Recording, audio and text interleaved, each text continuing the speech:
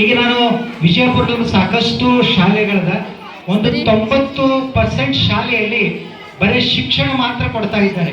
ಮಕ್ಕಳಿಗೆ ಬರೀ ಪರ್ಸೆಂಟೇಜ್ ಮಾಡೋದು, 100 ಮಾರ್ಕ್ಸ್ ತಗೊಳ್ಳೋದು ಮಾಡೋದು, ಬರೀ ಶಿಕ್ಷಣ ಮಾತ್ರ ಕೊಡ್ಲಿಕ್ಕೆ.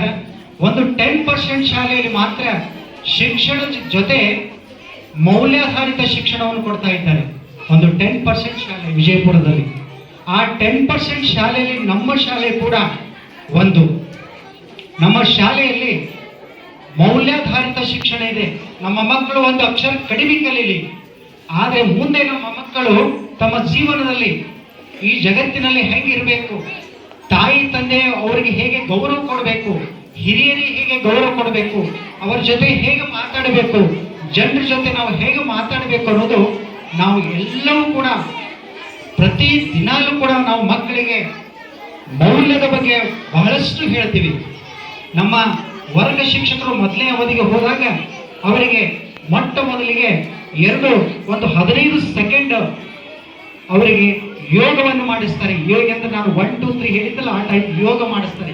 ಯೋಗ ಮಾಡಿಸಿನೇ ಆಮೇಲೆ ಪಾಠವನ್ನು ಪ್ರಾರಂಭ ಮಾಡ್ತಾರೆ. ಆಮೇಲೆ ಪ್ರತಿ ಬುಧವಾರ ಎಲ್ಲ ವರ್ಗದ ಮಕ್ಕಳಿಗೆ ಸೇರಿಸಿಕೊಂಡು, ಅವತ್ತು ಬುಧವಾರ ನಾನು ಮ್ಯಾಥಮೆಟಿಕ್ಸ್ ಇದ್ರೂ ಕೂಡ ನಾನು ಅದನ್ನು ಬಿಟ್ಟು ಪ್ರತಿ ಬುಧವಾರ ಎಲ್ಲ ಮಕ್ಕಳನ್ನು ಸೇರಿಸಿ ಮೌಲ್ಯದ ಬಗ್ಗೆ, ಮಕ್ಕಳ ನಡೆನುಡಿ ಬಗ್ಗೆ ಪ್ರತಿ ಬುಧವಾರ ಕೂಡ ನಾನು ಹೇಳಿಕೊಡ್ತೀನಿ.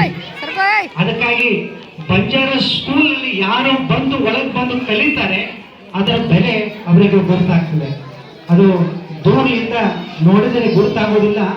ಪಾಠ ಬಹಳ ಅದ್ಭುತವಾಗಿ ನಮ್ಮ ಶಾಲೆ ಎಲ್ಲ ಶಿಕ್ಷಕಿಯರು, ಗುರುಮಾತೆಯರು, ಗುರುಗಳು ಅದ್ಭುತ ಪಾಠ ಮಾಡ್ತಾರೆ. ಅದಕ್ಕಾಗಿ ತಾವು ಸ್ವಲ್ಪ ವಿಚಾರ ಮಾಡಬೇಕಾಗ್ತದೆ. ನಮ್ಮಲ್ಲಿ ದಿನಾಲೂ ಹೋಮ್ವರ್ಕ್ ಹಾಕ್ತಾರೆ, ಹೋಮ್ವರ್ಕ್ ಚೆಕ್ ಮಾಡ್ತಾರೆ. ಏನಾದರೂ ನಿಮ್ಗೆ ಡೌಟ್ಸ್ ಇದ್ರೆ ನೀವು ಫೋನ್ ಮಾಡಬಹುದು, ನನಗೆ ಫೋನ್ ಮಾಡಿ ಹೇಳ್ಬೋದು.